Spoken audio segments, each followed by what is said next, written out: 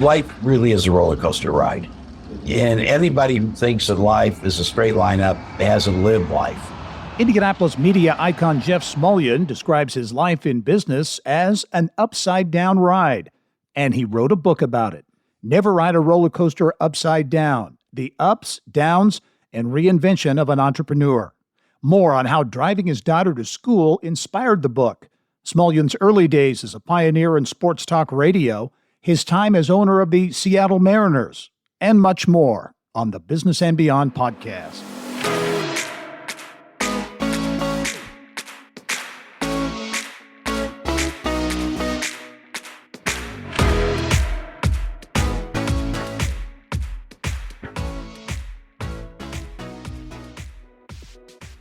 Anymore, because I know that there were some moments in your career, some years when you were maybe a little cloudier than other years, but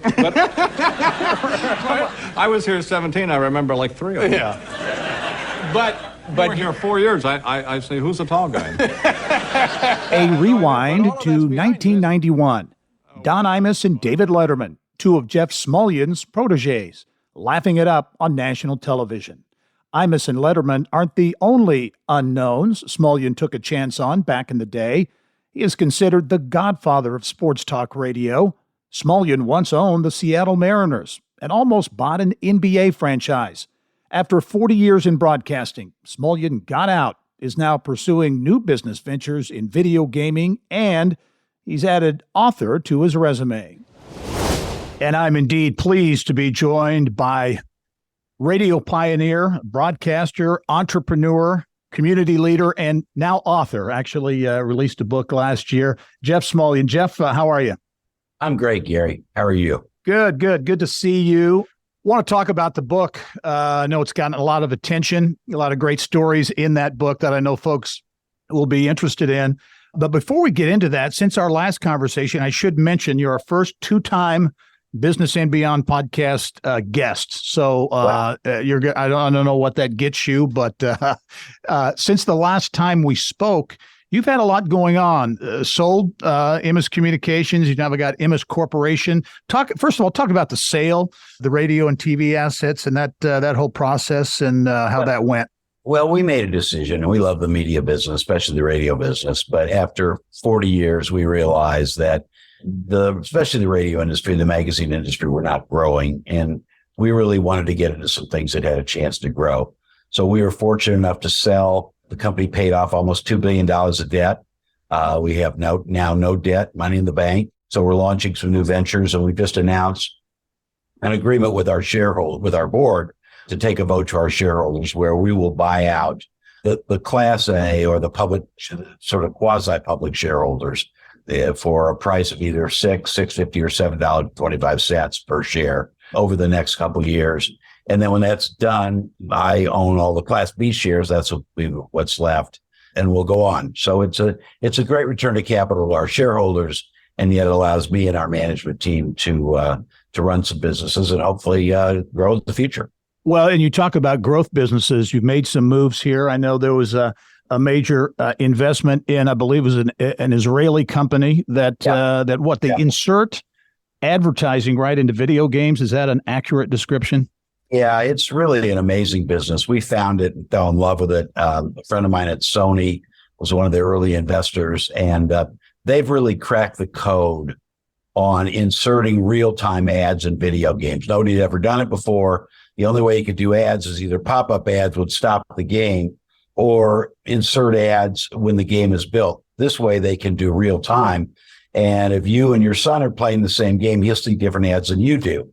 Wow. So we loved the business. Everybody who looked at it loved it. So we took the lead in the next round, and we'll help them. They're developing headquarters in the United States, and our team will provide advice and guidance to them. And we love the investment. We think it's got a remarkable opportunity to grow. Yeah. Do you miss the broadcasting business? That was certainly your passion. You were a pioneer in the radio business, to be sure. That's been your passion. Do you miss it at all? I miss it a lot. I miss the friends, most of it all. I just got back from vacation where I spent a lot of time with old friends of the business. The business changed. It changed a lot.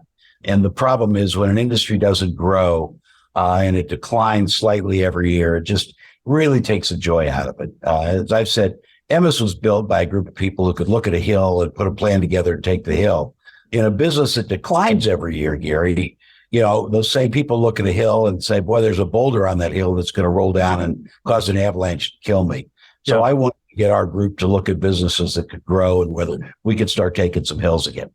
Well, you got into the author business. A lot of people talk about writing a book one day, and a lot of times it doesn't happen. You took the leap and you did it. What was the impetus for writing your book? Never Ride a Rollercoaster Upside Down. Hey, Gary, I did it at the behest of my youngest child, who's now a freshman, just finished her freshman year at Georgetown. But I would drive her to school every day from kindergarten until she fired me when she got her driver's license. And we just talk about life. I'm a big lesson guy, and all my kids will laugh and say, Dad said there's a lesson here and there's a lesson here. And she said, Dad, the stories you tell around those lessons, you got to write down. You got to write a book. And for fun, during COVID, I started writing. It took me only less than a couple months, and I sent it off to a couple of friends, and I said, you really got a book here. Yeah. So one of my friends said, I got a great editor. My husband just did a book. He had the world's best editor. And the editor and I worked together, and we put together a proposal and sample chapters and found an agent, and the agent found a publisher, and the publisher signed us up. And it's been a very, very gratifying experience. I think the thing that's most gratifying is the people who've read it. I get calls from everywhere, people I know, people I don't know, who just said, love the book, and it made me laugh out loud a lot of times. So I'm proud of it. The title, Never Ride a Rollercoaster Upside Down, the ups, downs, and reinvention of an entrepreneur. Great title. How did you come up with it? Well, originally my title was going to be What Have We Learned? Because my managers would meet, I say, okay, guys, what have we learned today? And when I thought about life really is a roller coaster ride. And anybody who thinks that life is a straight line up hasn't lived life, because it's ups and downs. And I realized that I had done so many crazy things that most of my ride was upside down. That the title just sort of came to me one day, and I said, I like the title, and there we are. You talk about the stories, and there are lots of them. This may be an unfair question, but is there a story that has gotten the most reaction or more reaction from, feedback that you've gotten either from your radio days, baseball ownership days, whatever the case might be? Well, the one I like telling most, I think, is fun. It always gets a laugh.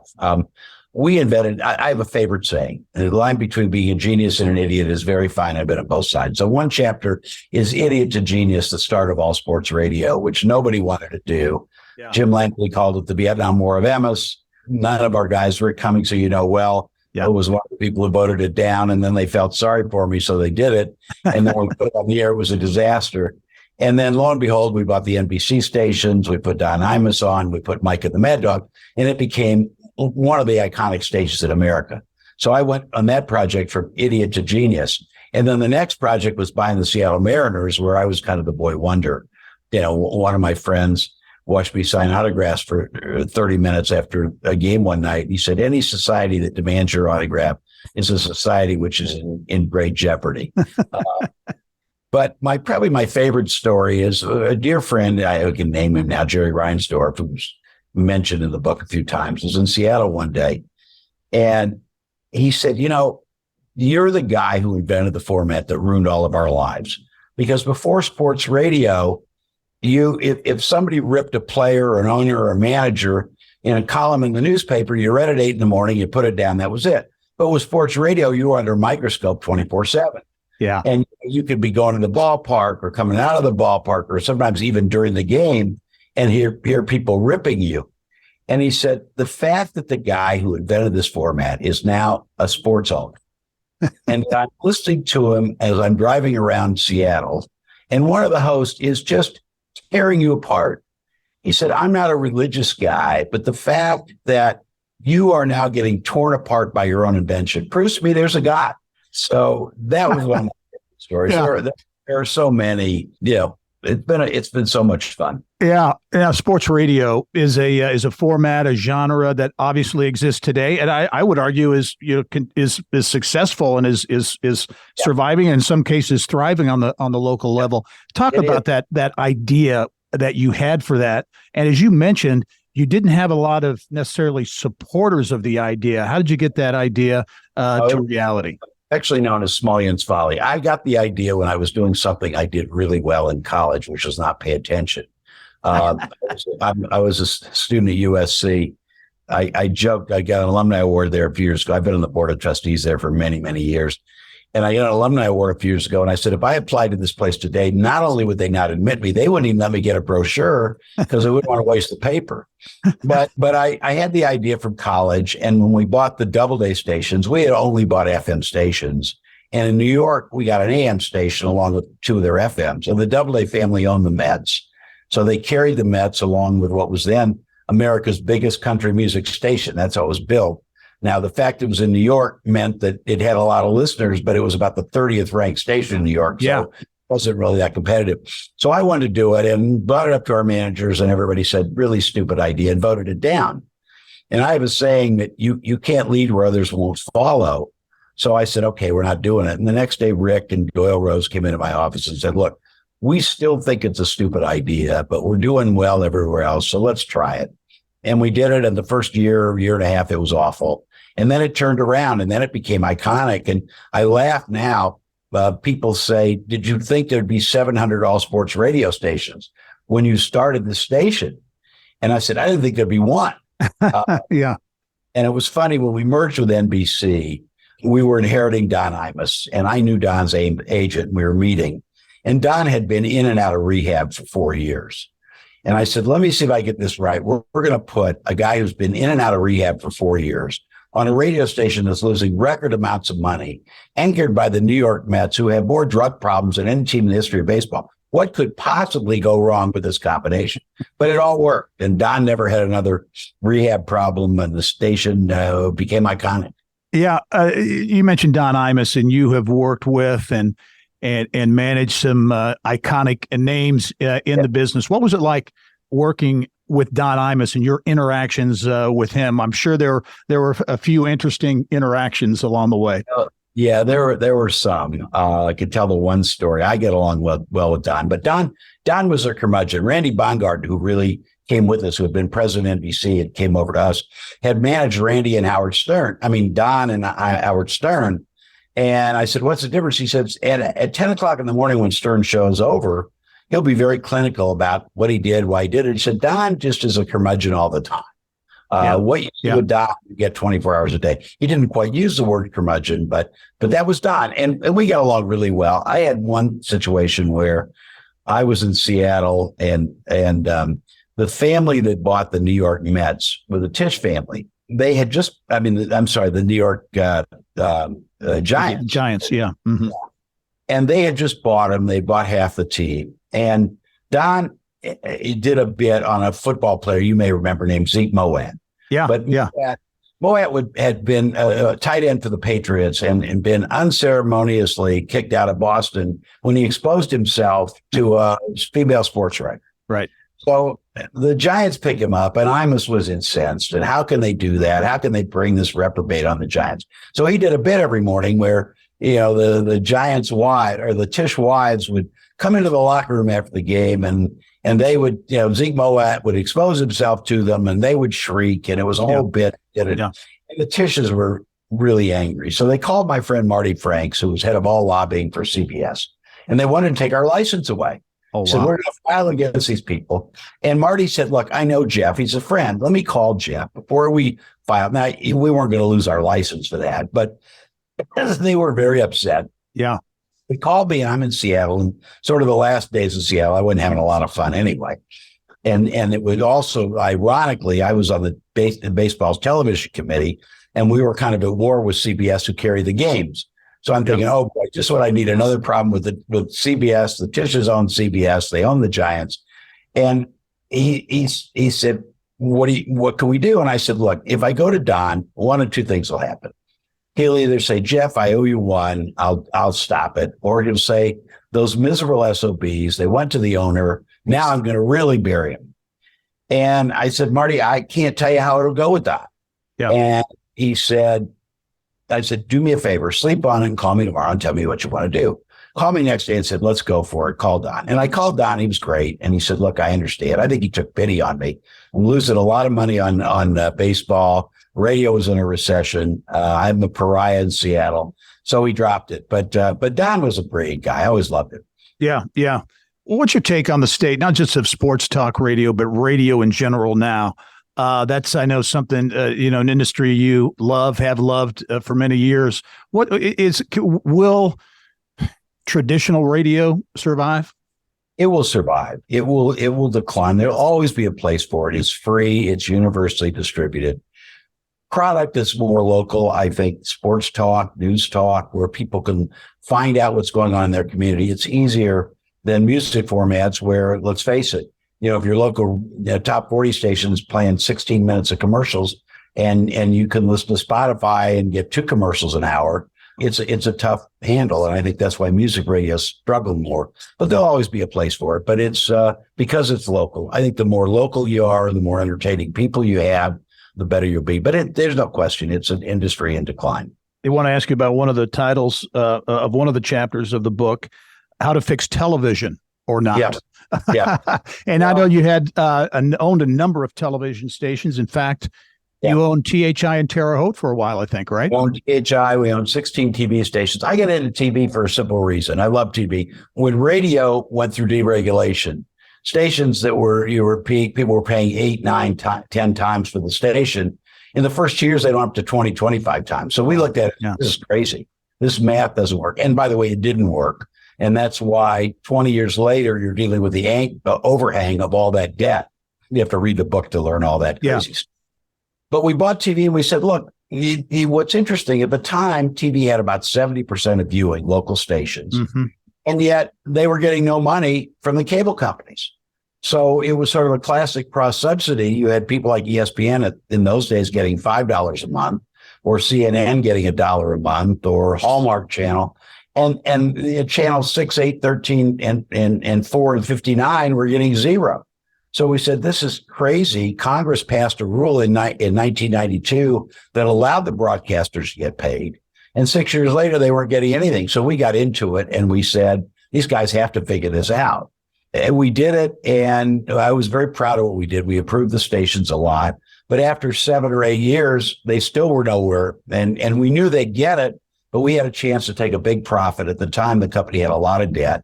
And we said, let's sell it. We had an idea of how they could get retransmission, which is explained in the book. I always had these great ideas that I love.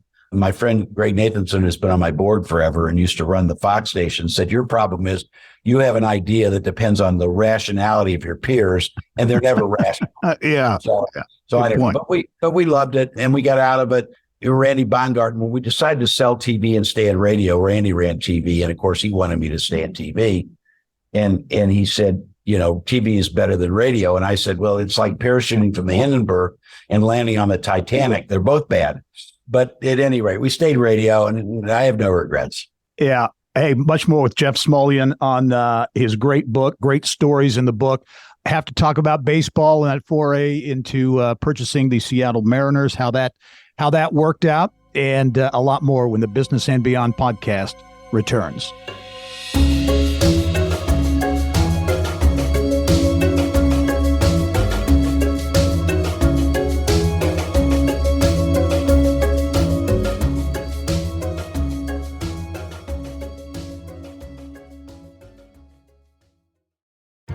At PNC Bank, we're committed to making a difference in the lives of our customers and communities by helping them move forward financially. As a Main Street bank, we try to do right by our customers with every encounter. Our local teams offer personalized financial advice to help guide you in making the best decision. We're proud to be part of your community. PNC Bank. See how we can make a difference for you at pnc.com. Copyright 2022, the PNC Financial Services Group, Inc., all rights reserved. Welcome back to the Business and Beyond podcast presented by PNC. My guest this week, Jeff Smulyan, broadcast pioneer, entrepreneur, Indianapolis native. Never Ride a Roller Coaster Upside Down is the name of his book that is chock full of some great stories by an Indianapolis native who has had an amazing career. And Jeff, certainly one of the high profile moments or periods of your career was when you got into baseball and you purchased the Seattle Mariners. What was the impetus? What got you interested? I know you're a sports fan, you're a sports guy. What was the interest or the thing that made you jump at the Mariners? Well, we had always been turnaround guys. Every radio station we bought, we needed to be turned around. And so people in baseball knew that. Seattle had a big marketing problem. It had never had a winning season. It was kind of not beloved up there. And I loved it. I had been to Seattle. I thought it was the prettiest place I'd ever seen. So we sort of jumped at the chance. And, I always said the one I'd like to do anything in Seattle but own their baseball team. But we did it. To this day, it's probably the best management we ever did. We invented things in ballparks that are commonplace today that nobody ever did. Talk about some of those things?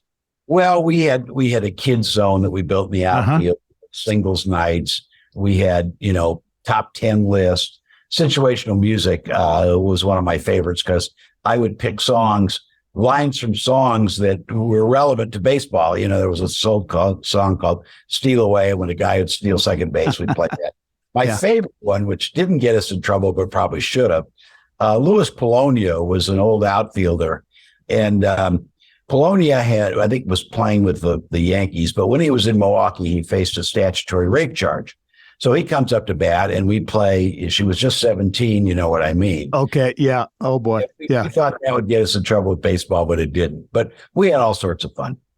Did indoor fireworks, and we invented the Mariner Moose, and just all sorts of fun things. They did a top 10 list, top 10. I'll never forget. They did this behind my back. Top 10 pickup lines overheard at the ballpark. Now, in those days, I was definitely single. Make no mistake. And the number one top pickup line was, "Hi, I'm Jeff. I own this team." They put on the scoreboard, and I went, "Oh my God!" Yeah. But we did all sorts of fun. A lot of fun stuff. Well, talk about, because I remember talking to you about this. I know it's in the book as well. But when you arrived in Seattle, you were a bit of a messiah. I mean, everybody loved you, right? You were coming in. You're doing all these great things. Personable guy. Talk about the early days and how it ended, because things did change. Well, we had a right fielder named Jay Buhner, who, if you're a Seinfeld fan, there's a Jay Buhner episode. And I'll never forget, I was giving a tour of the ballpark one night, and I'm walking into the right field bleachers, and people are standing cheering. And after the game, Jay said, "I run into walls and kill myself, and nobody does anything. You make one appearance, and they cheer you." And I said, I spoke to every Rotary group in the Northwest. And the idea was, let's market the Mariners as new people, young people. And we really did well there. We sold more tickets. The problem was in Seattle, I always said all the people I vote for actually get elected in Seattle, and they have no interest in helping the ballpark. And the corporate community was just indifferent. It was just an unloved thing. I'll never forget, I went to Toronto, and my friend Paul Beeston ran the Blue Jays, and we're getting a tour. And when you get a thing called ballpark envy when you go to a new ballpark, and you see all the areas they have revenues. And we were in what they used to call the kingdom, the tomb of the unknown baseball team, because it was all concrete. And the Sky Dome was like the eighth wonder of the world. And I'm seeing all these areas where there's revenue opportunities. And the last thing I see on their giant diamond vision is like a 2-minute ad for Microsoft. And I said, "My gosh, what is that?" I said, "What do they pay you?" And he comes back and he said, "Well, between tickets and suites and the ad, pay us about $350,000 a year." So I called my friend Gary, who was president of the team. And I said, "What does Microsoft pay us?" And he comes back and said, "Well, they buy 4 season tickets and they have a hackers. I pay us $15,000 a year."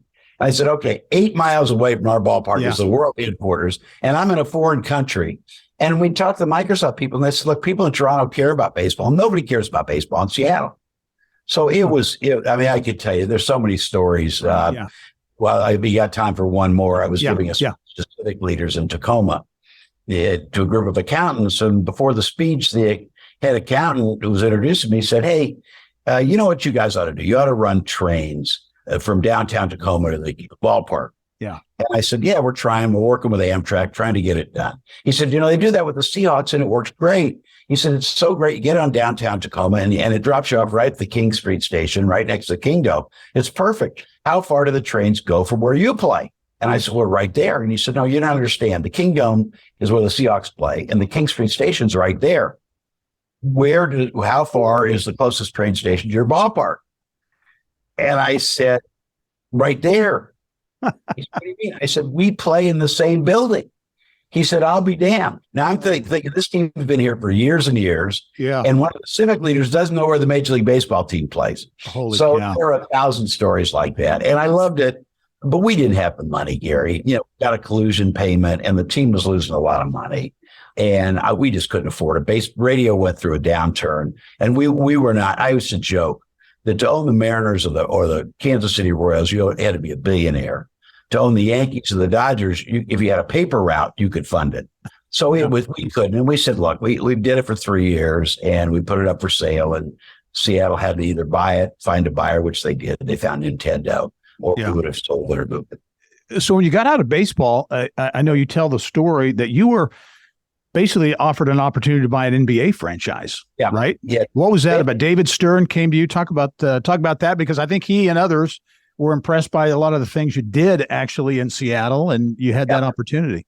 I worked with David on a lot of TV things, and we sort of understood the business and understood where TV was going. I got into baseball because I said regional cable is going to be the economic engine that fuels it, which it has for the last 30 years. So David said, look, I need a favor. I need somebody to fix the Houston Rockets. You put up whatever money you need. I'll get you the rest. You own the franchise. I need you to fix this team. And I thought about it, and I said, David, I love you, but I got to go fix Imus. And I turned him down. My friend Jerry Reinsdorf said, in the history of the world, that it's the single worst business decision ever. Wow. Yeah. I said, I think IBM not developing software was number one, but it was certainly second or third. But I did what I wanted to do. My life has always been Imus, and loved it. And sure, there's no question. I have a favorite saying: if 1 of 10 things had happened, my company would be 1,000 times bigger. And if another 1 of 10 things had happened, I'd be sweeping streets somewhere, Gary. So not sweeping streets. My life turned out pretty darn well. Yeah, I agree. As you look at the many decisions you have made over your career, is there one that you would identify as your worst decision or a bad decision? Well, there's so many. Certainly the David Stern, I think Sam Zell came to me, and Sam and I met. And at the time, Sam had J-Corps, and he wanted to merge it with Imus. And the guy who ran J-Corps said, look, if Jeff runs it, I'll work for him. I'll be happy. And I knew Sam, and I knew that, I said, Sam, if I want to make the most money, I do this. Because I know that in 2 years, you're going to say, this is topped out, we're out. But I like what I do, and this is my life, and I like the people. So if I want to make the most money, I do it. I turned him down. Sure enough, 2 years later, he sold it for $3 billion. I mean, and I kind of, every time I saw him, he'd say, told you. As all right. Yeah. Or David Stern too. You should have taken the Rockets. But there are a lot of things, but I'm just one of those people who has no regrets. Life has been very, very good to me, and I have no regrets. Yeah. How about on the flip side? You've made a lot of good decisions. Is there one that stands out to you? Yeah. Hiring great people. I have hired great people that I've loved being with. Rick Cummings, Rick and I have been together almost 50 years. And I've hired wonderful people, and I'm proud of the culture. It's a very collaborative culture. And I think that's allowed us to survive, where when you look at the American radio industry, everybody's either gone bankrupt or is on the verge of it. We were able to come through that and pay off all that debt, and emerged not unscathed, but certainly, capable of going forward. And I think that's a tribute to the people I've attracted. Yeah. You've hired and been involved with a lot of high profile people. We talked about Don Imus earlier. David Letterman, many years ago here in Indianapolis, who gone on to a bit of fame. Talk about that, because he was, way back then, Channel 13 weather guy. He was a funny guy back then. What are your remembrances of bringing David on board? My brother said, you got to hire Letterman. And I had known him and watched him on 13, and we hired him to do a talk show. What was funny is this was a station on 1590. It was doing news, talk, and sports. The average age of a news, talk, sports station listener in those days was somewhere just south of rigor mortis. So we had older listeners, and we had a bunch of 25-year-olds running the place, as with Dave and I are exact same age. Yeah. And my favorite story that I've told that I still marvel at, I came back from lunch one day, and a guy called me, and he said, older fella, said, what do you do about Letterman? He's a communist. And I said, well, why do you say he's a communist? And he said, I called him and I said, I know there are communists in Carmel. And do you have any idea what he said? I said, I don't know what he said. Yeah. I was eating lunch. And he said, you got to give him Carmel. You know, the football team's lousy. You can never find a parking space. They're always tearing up the roads. So give the communists Carmel and hold the line at Fisher's.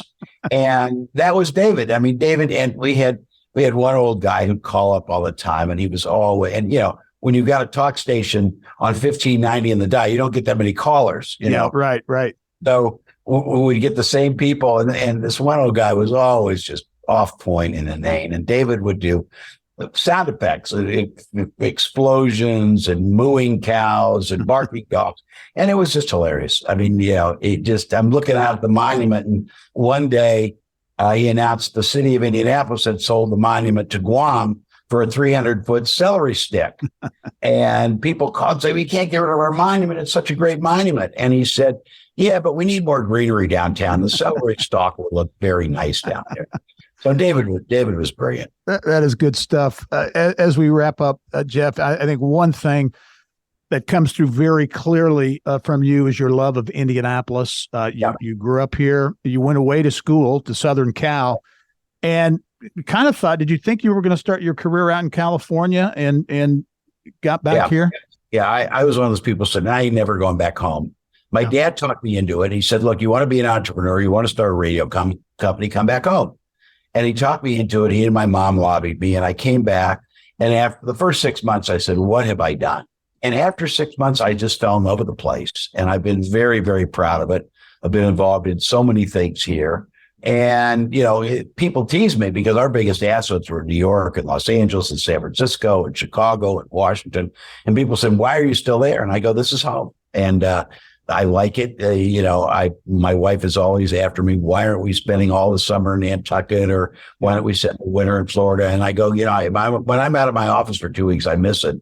Yeah. So, you know, I love it here, and I've been very fortunate. Made so many friends, and so it's listen. Home is always home, Gary, as you know. That's right. And I tell you, Indianapolis and Indiana certainly are the better for it, Jeff. Really been a pleasure catching up with you. The book, Never Ride a Roller Coaster Upside Down. I'm telling you, it is a great read, chock full of some of the great stories you heard and many more. And Jeff, again, personally, thank you for your support of what I've done over the years, your friendship, and what you've done for Indianapolis and Indiana, because it is substantial. You've made the community a much better place.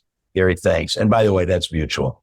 You have done a wonderful job, and I'm very, very proud of all these years. 25 is a pretty great milestone. Yeah, it is. Thank you. Jeff Smulyan, my guest this week on the Business and Beyond podcast, presented by PNC. It's a weekly conversation with achievers in business, sports, entertainment, and beyond. And you can download all of our episodes and get Indiana business news 24/7. All you have to do is go to InsideIndianaBusiness.com. I'm Gary Dick. Thanks for joining us. We'll see you next time.